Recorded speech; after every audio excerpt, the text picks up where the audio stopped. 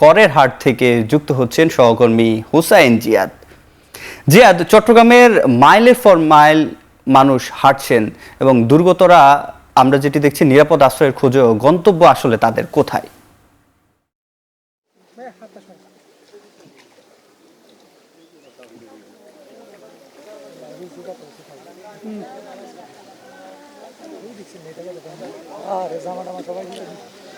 সিফাত, মূলত ভয়াবহ অবস্থা পুরো মিরসরাই, একেবারে ফটিকছড়ি, রাঙ্গুনিয়া, রাউজান, এই 4টি উপজেলা, এর পাশাপাশি চট্টগ্রামের 9টি উপজেলার প্রায় 2 লাখ মানুষ পানিবন্দী অবস্থা। এবং আমরা দেখছি যে ভয়ার্ত চোখ, আতঙ্কিত মানুষ, আসলে হাজার হাজার মানুষ নিরাপদ আশ্রয়ের দিকে ছুটছেন। আমি এখন যে জায়গাটিতে আছি সেটি ফেনীর লাগোয়া একেবারে মিরসরাইয়ের করেরহাট অঞ্চল, এবং এই দিক থেকে ফেনীর অংশ থেকে ফেনী জেলায় যারা আক্রান্ত হয়েছেন তারা এই দিকগুলো থেকে নিরাপদ আশ্রয়ের দিকে ছুটে আসছেন, নারী, বৃদ্ধ, শিশু সবাই।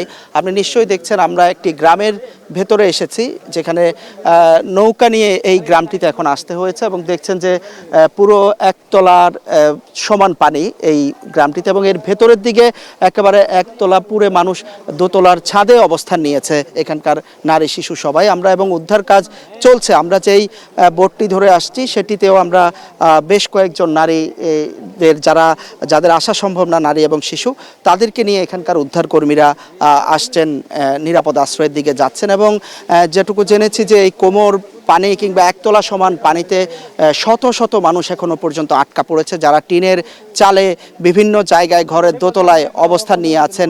কখন আসলে উদ্ধার কর্মীরা আসবেন? এখানে সাধারণ স্থানীয়দের উদ্ধারকর্মীদের পাশাপাশি চট্টগ্রাম সহ সারা দেশ থেকে উদ্ধার কর্মীরা এসেছেন।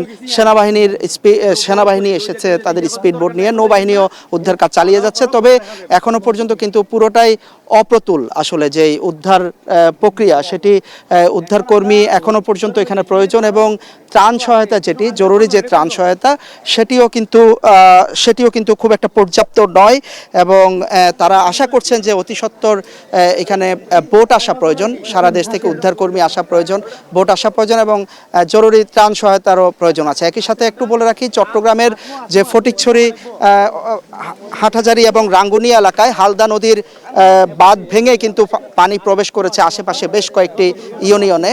চট্টগ্রামের প্রায় 93টি ইউনিয়ন বন্যা আক্রান্ত হয়েছে, এবং এর মধ্যে আমরা খবর পেয়েছি যেটি রাঙ্গুনিয়া এবং ফটিকছড়িতে 2 জনের মৃত্যু হয়েছে, একজন বিদ্যুৎপৃষ্ট হয়ে এবং একজন ইছামতি খালে পড়ে গিয়ে এক যুবক মারা গিয়েছেন। বন্যা পরিস্থিতির সবশেষ জানাচ্ছিলেন চট্টগ্রাম থেকে হুসাইন জিয়াদ। দেখছেন এখন চারদিক।